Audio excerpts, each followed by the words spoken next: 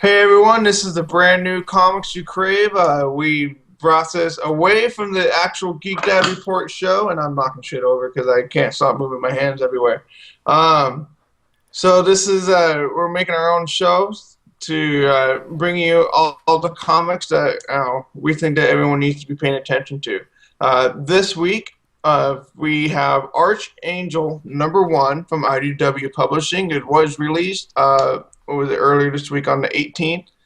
And the writer is William Gibson, and the artist is Butch. Oh man, why do I always get weird last name? Butch Guice.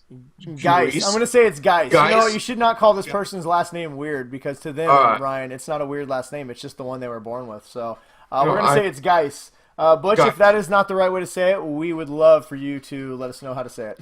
Yes, please correct us because we have been corrected by other artists before, and they find it hilarious when I butcher their last names. And he always and essentially this comic is the U.S. political leaders of 2016 this year abandoned the radioactive planet they destroyed, and they harnessed the powers of humanity's last hope, which, you know, is exactly what you want your political leaders to be doing. The Splitter, it's a colossal machine designed to manufacture a bright new reality for them, not, you know, everyone else, to basically, you know, corrupt and turn to crap, because that's what political leaders do.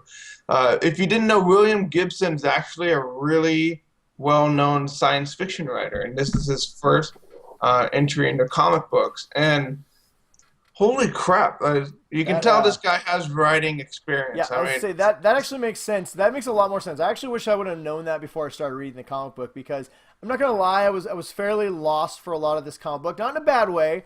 There's just a lot of information, and there's no like learning curve. It just throws you into a lot of elements: time travel, alternate timelines, world devastation, doomsdays, World War II. There is so much, which I love. All these mishmash stuff.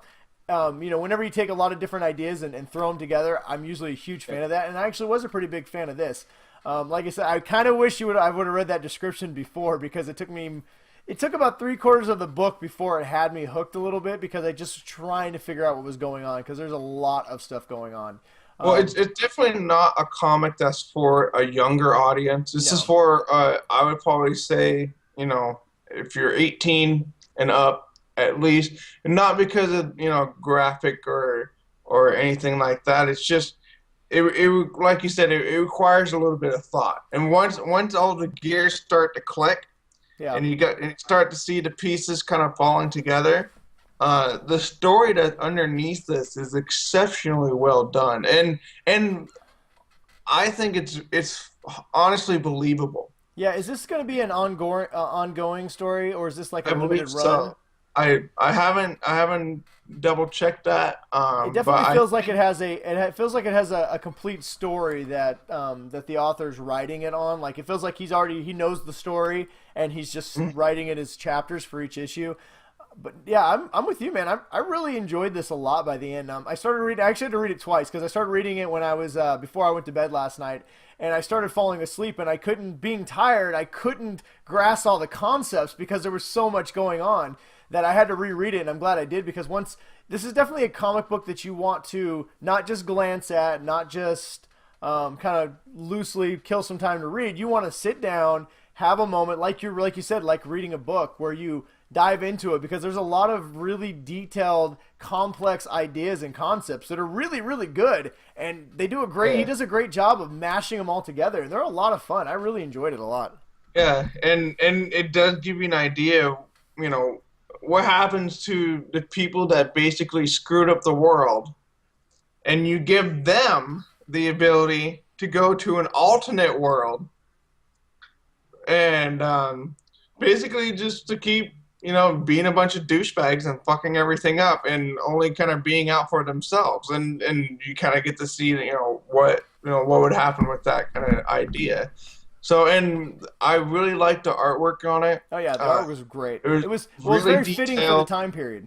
It has kind of an old-timey feel to it a little bit, which is great, because majority of the story takes place in 1945, I believe, right after the fall. Right after the liberation, the fall, not the fall of Nazi Germany. So it's got a great period setting. there's U.S. territory, land. There's the Soviets, and then there's the British, and all that kind of stuff. It still has a long ways to go to tell a complete story, but the first issue does a great job of kind of hooking you with enough elements that you're like, ooh, I'm anxious to see what happens next. The characters didn't quite grab me. There's nobody in the story that I really like right off the bat. I don't remember the name of there's the female British spy. She's a pretty cool character. She has the makings of a character that might be awesome.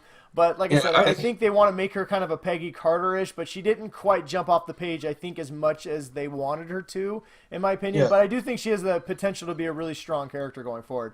But I am very anxious to see. I love the idea of future people in the past trying to stop somebody, like you said, an evil president who ruined a vice president who ruined his own future, who wants to ruin this one too. It's not the past though. They're going to a completely different planet. It just happens. It's kind of like an alternate reality. Oh, okay. So I took it that they ruined the future, and now they were going back to the past to try and start again, so they could split the timeline. Is the way I took it. Oh, I was under the assumption that they. Well, because remember at the very beginning they show Moscow, they show Montana.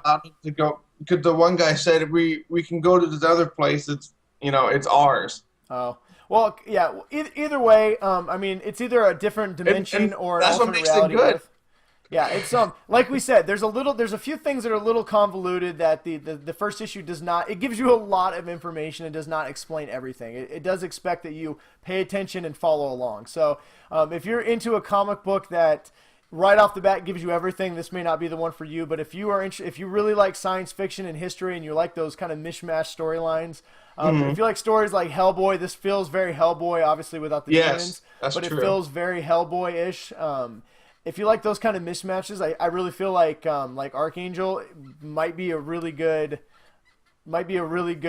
story for you. I am anxious to see what Archangel is because they don't introduce Archangel.